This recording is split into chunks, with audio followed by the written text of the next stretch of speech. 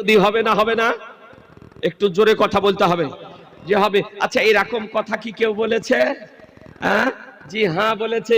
আপনার পুনিশলের কেউ বলেনি, কিন্তু বলেছে হ্যাঁ হ্যাঁ আমি জানি একটা মদখোর মদ পান করতে পারে, জুয়াখোর জুয়া খেলতে পারে, কিন্তু বেরাদার আমার নবীকে এইরকম কথা ও আপনার বলেনি। কিন্তু একটা দাড়িওয়ালা ব্যক্তি, টুপিওয়ালা ব্যক্তি, পায়জামাওয়ালা ব্যক্তি, আপনার ছোট ভাইয়ের পায়জামা, বড় ভাইয়ের পাঞ্জাবিওয়ালা ব্যক্তি, কোরআন পড়া ব্যক্তি, হাদিস জানা ব্যক্তি, হজ করা ব্যক্তি, নামাজ পড়া ব্যক্তি, মসজিদে যাওয়া ব্যক্তি, তসবিহ জপা ব্যক্তি এই কথা বলেছে মানুষকে ধোঁকা দেওয়ার জন্য।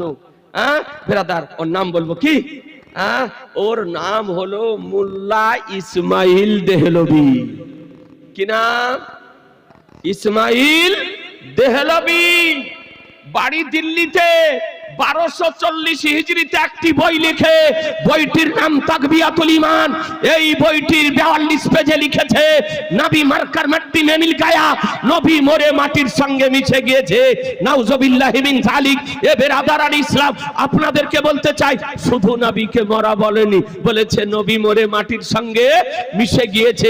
এ বেরাদার, এই ব্যক্তিটিকে, এই ব্যক্তিটি হলো দেওবন্দীদের জন্মদাতা, লামাঝাবিদের জন্মদাতা, হাত ঝাড়ুয়াদের জন্মদাতা, পা ফাড়ুয়াদের জন্মদাতা, জামাত ইসলামীদের জন্মদাতা, নাজদিদের জন্মদাতা, ওহাবিদের জন্মদাতা ভারতে।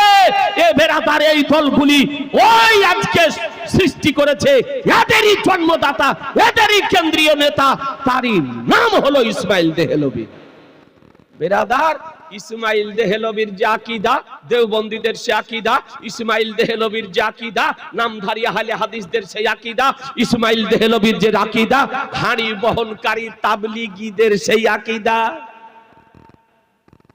এবার ফয়সালা করুন, তাহলে এরা কোন দলের লোক? নবীকে মরে মাটির সঙ্গে মিশে গেছে বলা দলের লোক। কথা বলেন না? তাহলে এরা কি আমার নবীর পক্ষের দলের হবে? নবীর পক্ষের হবে? হবে না। তাহলে এই দলগুলি নিয়ে যাওয়া যাবে? একটু কথা বলতে হবে। এই দলগুলোকে সমর্থন করা যাবে? এদের পিছনে নামাজ পড়া চলবে, ওদেরকে মসজিদের ইমাম করা যাবে, ওদেরকে মসজিদের মাদ্রাসার শিক্ষক করা যাবে, ওদের সঙ্গে বিবাহ শাদী দেওয়া চলবে, ওদের সঙ্গে আত্মীয়তা করা যাবে? জিনা মুসলমান, আপনাদেরকে বলতে চাই, যারা নবীকে মরা বলেছে, মরে মাটির সঙ্গে মিশে গিয়েছে, তাদেরকে সমর্থন করা, তাদের দলে যাওয়া, তাদের পিছনে নামাজ পড়া, তাদের সঙ্গে আত্মীয়তা করা, তাদের সঙ্গে সম্পর্ক রাখা শরীয়তের বিধানে হারাম লেখা আছে। মুসলমান জি, ভালো করে শোনেন।